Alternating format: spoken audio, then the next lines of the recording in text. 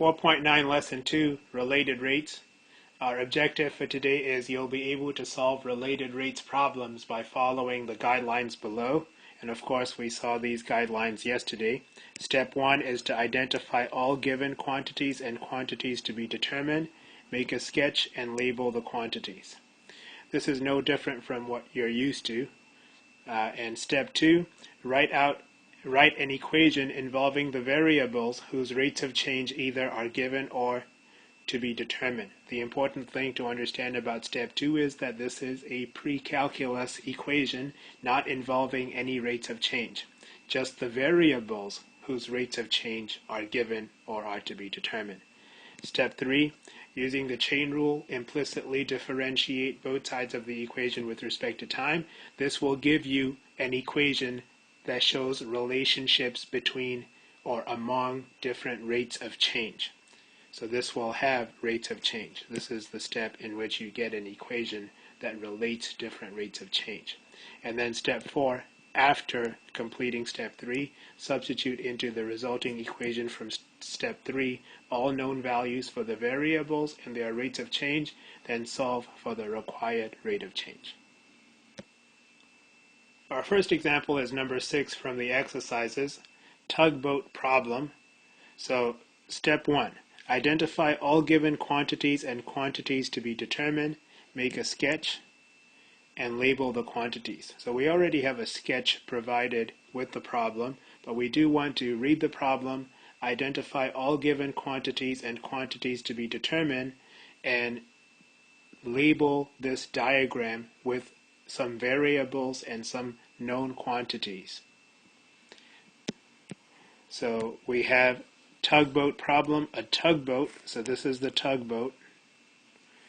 It moves a ship, so this is the ship, up the dock. So a tugboat moves a ship up to the dock. So right now you can see the dock. This is the dock here that I'm shading in green. So that's the dock. And the ship is not lined up parallel to the dock. So the tugboat is pushing it so that it would be lined up parallel to the dock. So a tugboat moves a ship up to the dock by pushing its stern. So this is the part of the ship that we call the stern.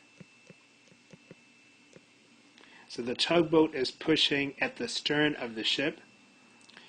A tugboat moves a ship up to the dock by pushing its stern at a rate of 3 meters per second. So we have a rate. How do we know it's a rate? It says here at a rate, and also you can look at the units, 3 meters per second. So there is some distance between the stern of the ship and the dock that we don't know. And the reason we don't know is because it's changing. So this is the stern of the ship, and this is the dock right here. So this is a right angle made between the pier and the dock. And that distance between the stern of the ship and the dock is a variable distance because the tugboat is pushing the stern of the ship closer and closer to the dock. So I will have to label that distance with the variable y. A tugboat moves a ship up to the dock by pushing its stern at a rate of 3 meters per second. Furthermore, when you read that rate, you know how fast this distance y is changing. So we are given the rate at which this distance y is changing because the tugboat is pushing the stern of the ship closer to the dock, which means this distance y will be decreasing, and it will be decreasing at a rate of 3 meters per second. So we are given dy dt to be negative 3 meters per second. Negative because y is decreasing. So negative 3 meters per second. So that's given. The ship is 200 meters long. That doesn't change. The ship stays 200 meters long throughout the time that it is being pushed by the tugboat. So I can label 200 meters for the length of the ship. The ship is 200 meters long. Its bow remains in contact with the dock. So here's the bow of the ship. it's always touching the dock, and its stern remains in contact with the pier. So here's the stern of the ship always touching the pier. What that basically tells you is that you have a triangle where the length of the hypotenuse is 200 meters, equal to the length of the ship. And it's a right triangle. Although it's not explicitly stated, we assume that the angle between the pier and the dock is 90 degrees. So the ship is 200 meters long, its bow remains in contact with the dock, and its stern remains in contact with the pier. The question is, at what rate is the bow moving along the dock? So as the tugboat is pushing at the stern, and the stern of the ship moves closer to the dock, the bow of the ship is going to be moving in this direction. And the question is, at what rate is the bow moving along the dock when the stern is 120 meters from the dock? In other words, when y is equal to 120 meters, at what rate is the bow moving along the dock? And we will not do the graph, plot the graph of this rate as a function of the distance between the stern and the dock. You could do that, but we won't do that for our example. But we will answer the question prior to that. So there is another variable in this problem, because the bow of the ship is moving, which means the distance from the bow to the pier is also changing. So I'm going to label another variable, x, to represent the distance from the bow of the ship to the pier. Y represents the distance from the stern of the ship to the dock. So now we have our diagram, and it's been labeled. And we know what our given quantity is, and we know what we want to find. We want to find the rate at which the bow is moving along the dock. So in other words, we want to find how fast the distance from the bow to the pier is changing. We want to find dx dt, but we want to find dx dt at a particular instant in time when the stern is 120 meters from the dock. So we want to find dx dt when the stern, again, what's the stern? This is the bow, this is the stern here. When the stern is 120 meters from the dock. In other words, when y is equal to 120 meters. That's what we want to find. So we've done guideline step 1. And you'll notice that we spent a lot of time on it, and that's what you should do with each problem. You need to read it carefully, you need to understand it, you need to make a sketch, label the diagram with what you know and what you're trying to find, so that you understand the problem properly before moving on. So let's see again what we've done. Identify all given quantities and quantities to be determined, make a sketch, and label the quantities. So now we're ready to move on to step 2. Write an equation involving the variables x and y whose rates of change either are given or to be determined. We know dy dt, and we're looking for dx dt. And this is a pre-calculus equation, and since you have a right triangle, you will use the Pythagorean theorem to relate x and y. So from the Pythagorean theorem, we know that a squared plus b squared is equal to c squared. So we're done with step 2. Now we do step 3. Using the chain rule, implicitly differentiate both sides of the equation with respect to time. So we're going to differentiate both sides of our equation with respect to time. And when we do that, we begin with the left side. We have a sum of x squared and y squared, so we can write the following. So we have the derivative with respect to t of x squared plus the derivative with respect to t of y squared, and that's equal to the derivative with respect to t of 200 squared. Now on the right side, 200 squared is a constant, so the derivative of a constant is 0. And on the left side, you're differentiating with respect to t, and we're making the assumption that the variables x and y are implicitly defined functions of time, although we don't know what those functions are. So you see x squared as a composition of two functions where the inside function is x and the outside function is the squaring function, and same with y squared. You see y as the inside function and the squaring function as the outside function. So you will do implicit differentiation using the chain rule. So the derivative with respect to t of x squared is going to be, using the chain rule, the derivative of the outside function evaluated at the inside function multiplied by the derivative with respect to t of the inside function, plus the derivative with respect to t of y squared will be the derivative of the outside function evaluated at the inside function multiplied by the derivative with respect to t of the inside function. And what is this? This is dx dt. What is this? This is dy dt. So we can replace this with dx dt.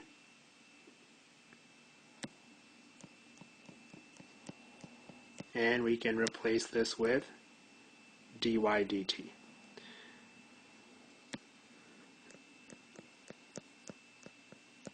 And of course, if you look at the problem, we're looking for dx dt at a particular instant in time. So we'd like to solve this equation for dx dt. So what I can do is I can subtract 2y dy dt from both sides of the equation, and that would give us 2x dx dt is equal to negative 2y dy dt. And to isolate dx dt, we can now divide both sides of the equation by 2x. So on the left side, I will just have dx dt when dividing by 2x, and on the right side, I can divide by 2x, and this is what we'll have. And dy dt is, of course, multiplying negative 2y divided by 2x. And you can cancel the common factor of 2, just leaving negative y over x. And this is what we have for dx dt.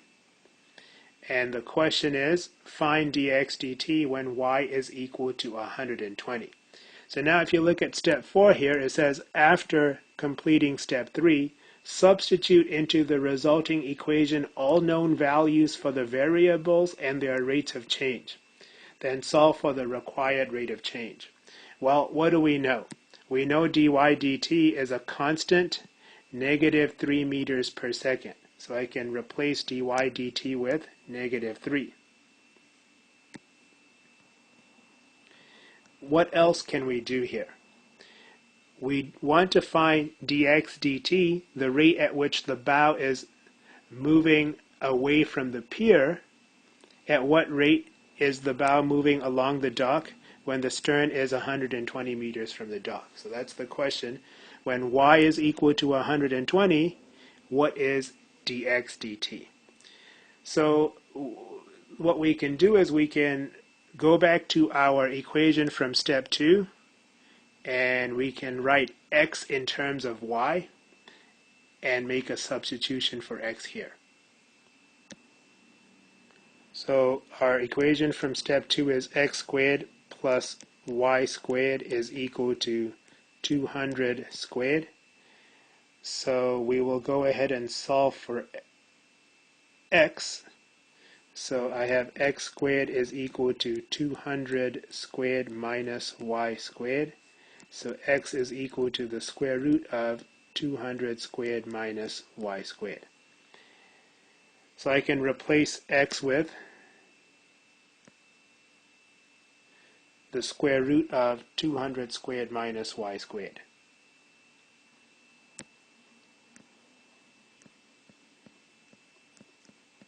And in the numerator, I have negative y times negative 3.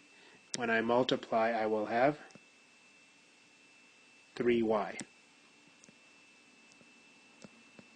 So now I have dx dt as a function of y giving me the distance from the stern to the dock, and I want to find dx dt when y is equal to 120.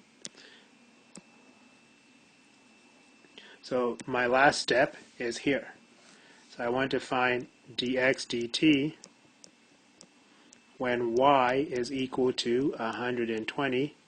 So I will replace y with 120. So I have 3 times 120 over the square root of 200 squared minus 120 squared.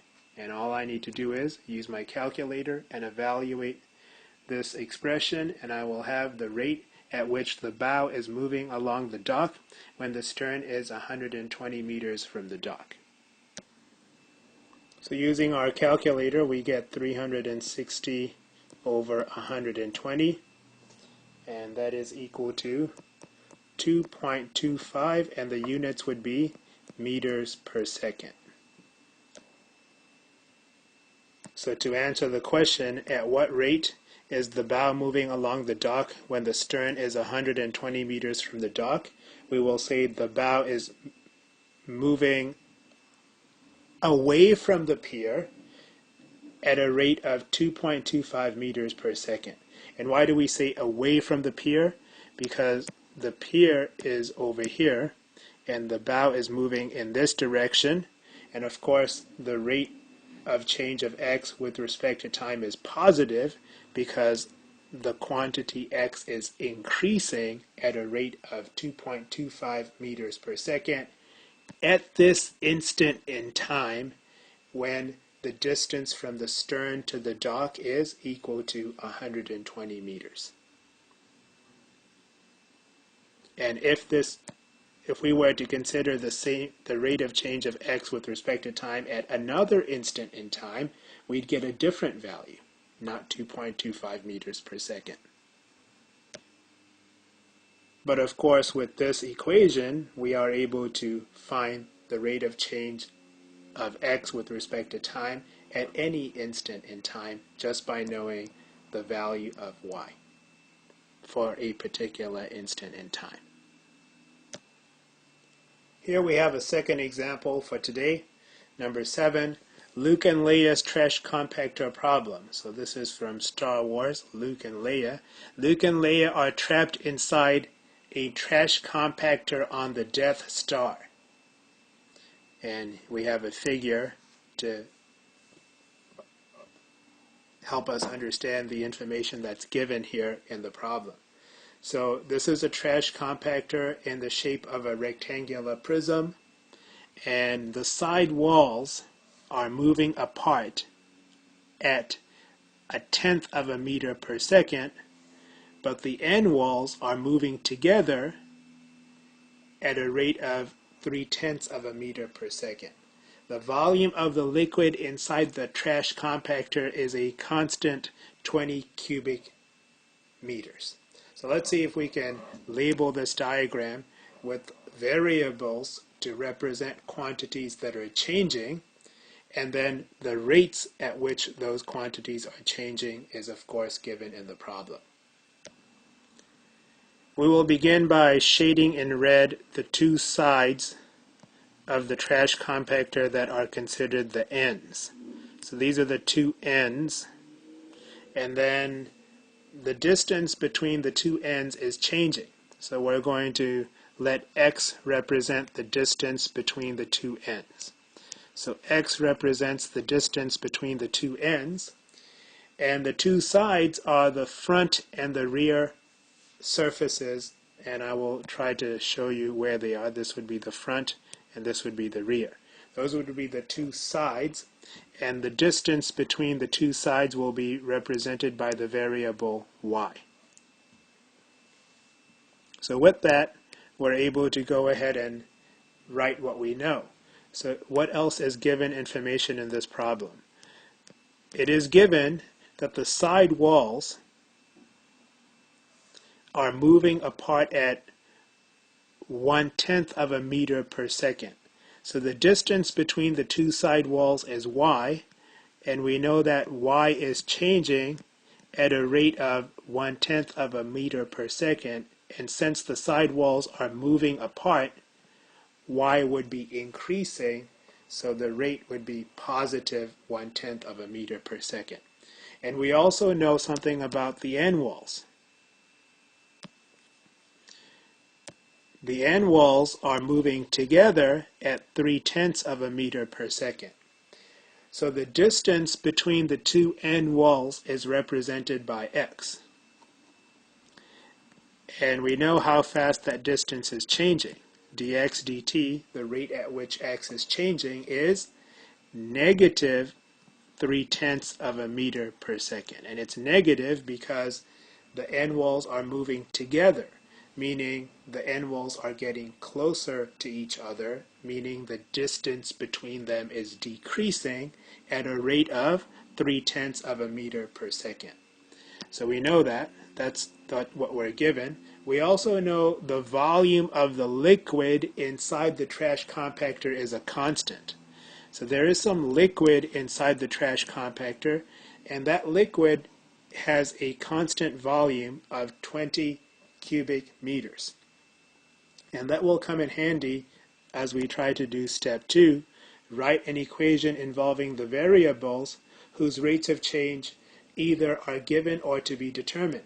So we haven't actually completed step 1 yet because we don't know what we're looking for yet. What quantity are we trying to determine? Well, we'll read the question. Write an equation expressing the rate of change of the depth of the liquid in terms of the width and length of the region inside the trash compactor.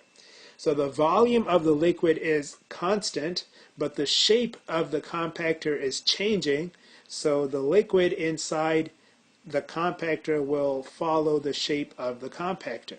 So the width and the length are changing, so to maintain a constant volume, the depth has to change as well. And this problem is asking, write an equation expressing the rate of change of the depth of the liquid in terms of the width and length of the region inside the trash compactor. So the depth of the liquid must change to maintain the same volume because the width and the length of the trash compactor are changing. So the depth of the liquid inside the compactor must change. And the depth of the liquid, because it's changing, must be represented by a variable. I will use z. So let z represent the depth of the liquid inside the trash compactor. So what is it that we're looking for? We're looking for dz dt, the rate at which the depth is changing.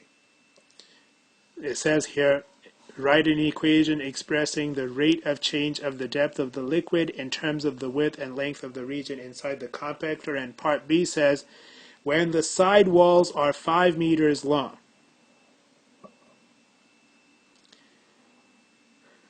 and the end walls are 2 meters long, is the depth of the liquid increasing or decreasing, and at what rate? So what does that mean? We want to find the rate of change of the depth of the liquid at a particular instant in time when the side walls are 5 meters long. So what does it mean that the side walls are 5 meters long? Where are the side walls? The side walls are the front surface and the rear surface from our diagram. So when the side walls are 5 meters long means when x is equal to 5, and when the end walls are 2 meters long, and again the end walls are the two walls that I shaded red, when the end walls are 2 meters long means when y is equal to 2. So we want to find dz dt at a particular instant in time. So now we have completed step 1. We've identified all given quantities, they're here, and all quantities to be determined. And we made a sketch, we labeled it with variables, and now we're ready to move on to step 2. Write an equation involving the variables x, y, and z whose rates of change either are given, we know dy dt and dx dt, and we're looking for dz dt, and what equation are we going to write? This is a pre-calculus problem for step 2. What do we know? We know the volume of the liquid is constant, And we know for a rectangular prism, the volume of a rectangular prism is given by length times width times height. So here is what we must do for step 2.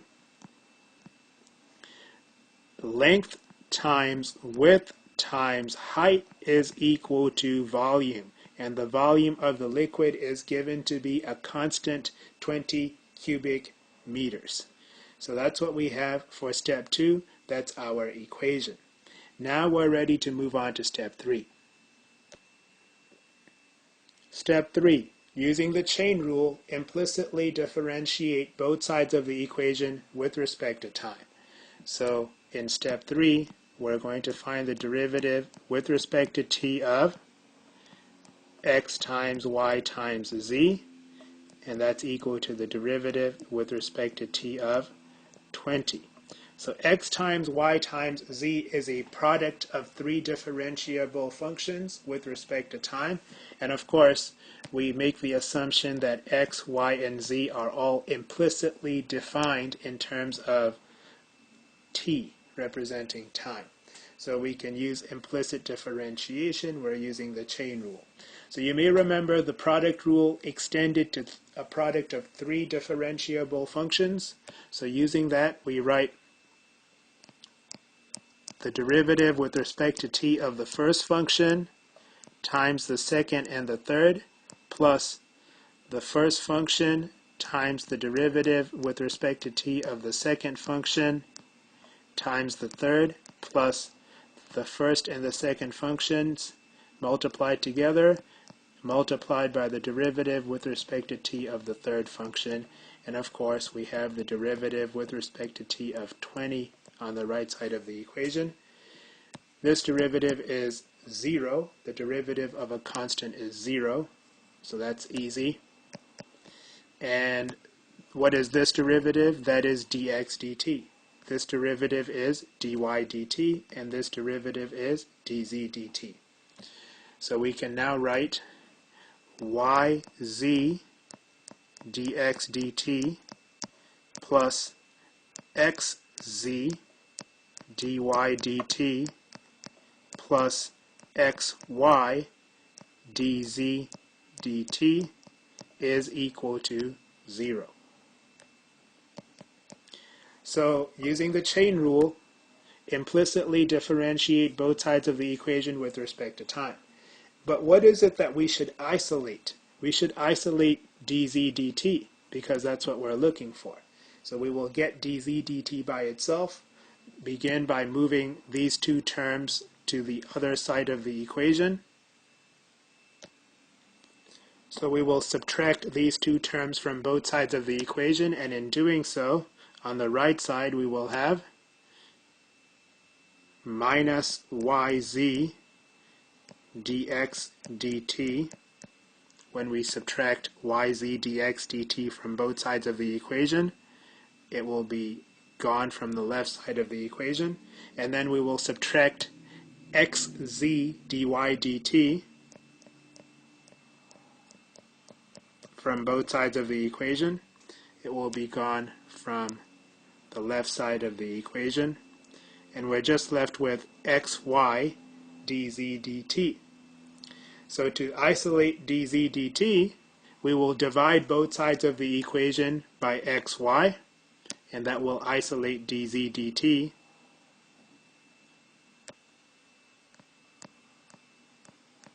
On the left side of the equation. And that's equal to 1 over xy. That's the equivalent of dividing the right side of the equation by xy, multiplying by 1 over xy. And that's dz dt, and we want to evaluate dz dt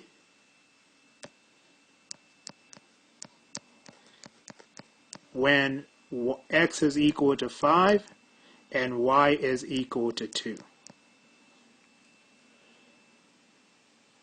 What do we know? Well, we know dx dt and we know dy dt. So now we're ready to move on to step 4. We've completed step 3. We have implicitly differentiated both sides of the equation with respect to time. And step 4, after completing step 3. Substitute into the resulting equation all known values for the variables and their rates of change.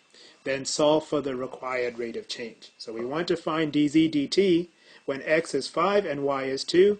We know dy dt to be 1/10 of a meter per second. We know dx dt to be negative 3/10 of a meter per second. So we're going to substitute all of that into what we have here. The one thing that we do need is when x is 5 and y is 2, what is z? That's our question. But that's easy to figure out. You will go back to your equation from step 2 and substitute 5 for x, 2 for y, and solve for z. So you have x, y, z is equal to 20. Substitute 5 for x, substitute 2 for y, and you will solve this equation for z. So you get 10z is equal to 20.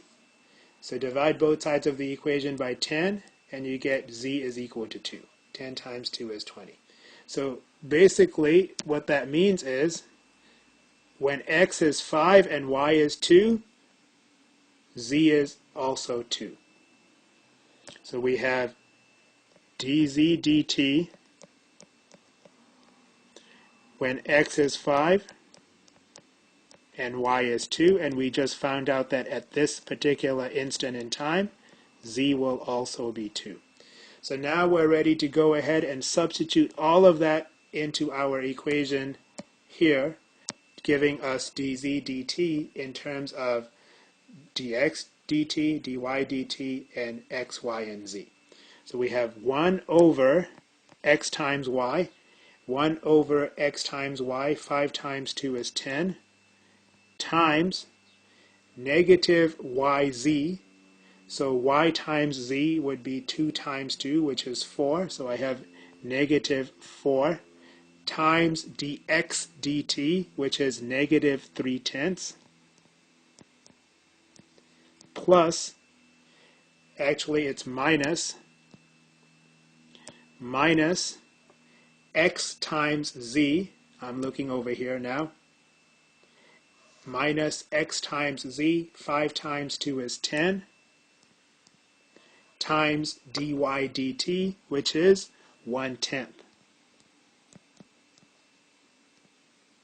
And now I'm ready to complete the problem. So I have 1/10 times, inside the parentheses, I have negative 4 times negative 0.3, which is going to be 1.2.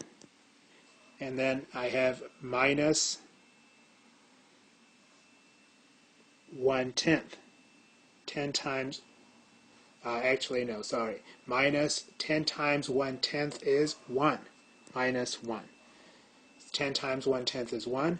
So I have 1.2 minus 1. So I have 1/10 times 1.2 minus 1 is 2/10. So I have 1/10 multiplied by 2/10. 1/10 multiplied by 2/10, which gives me 2 over 100, or 2/100. Before we can end the problem, we need to go back to the problem and interpret what we just found to answer the question. So we just found that dz dt at this particular instant in time is 2/100, and the units would be meters per second, because x, y, and z are all measured in meters, and time is measured in seconds. So at this particular instant in time, dz dt is 2/100 of a meter per second. And notice that it's positive, which means at this particular instant in time, the variable z, representing the depth of the liquid inside the trash compactor, is increasing, and I know it's increasing because dz dt at that instant in time is a positive number. So the depth of the liquid inside the trash compactor at this instant in time is increasing at a rate of 0.02 of a meter per second. 1/100th of a meter is a centimeter, so it's increasing at a rate of 2 centimeters per second. The depth of the liquid is increasing at a rate of 2 centimeters per second, or 0.02 of a meter per second, at the instant that the side walls are 5 meters long and the end walls are 2 meters long. And we have answered the question in part B, and of course we've also done the question in part A. We have an equation expressing the rate of change of the depth of the liquid in terms of the width and length of the region inside the trash compactor, and that's what we have here at the bottom of the screen. Today we looked at 2 additional examples for solving related rates problems by following the guidelines below. And you can see that for each problem that we've done from yesterday to today, we spent a great deal of time on step number 1, making sure that we understand the given information, what we're looking for, labeling our diagram with variables and known quantities so that we can get the problem correct. Step number 2 is a pre-calculus step. Write an equation involving the variables whose rates of change either are given or to be determined. Today, for our 2 examples, in one example we used the Pythagorean theorem to write our equation relating the variables, and in the second example we used the volume, the formula for the volume of a rectangular prism to write our equation for step 2. Step 3, that's the implicit differentiation that you do, and when you do that, you get an equation that relates different rates, and this is an equation involving rates of change in step 3. And step 4, after you do step 3, substitute into the resulting equation from step 3 all known values for the variables and their rates of change, and then solve for the required rate of change. And as you saw with our problems, after we did that, we interpreted our answer in terms of the context of the problem to answer whatever question was posed within the problem.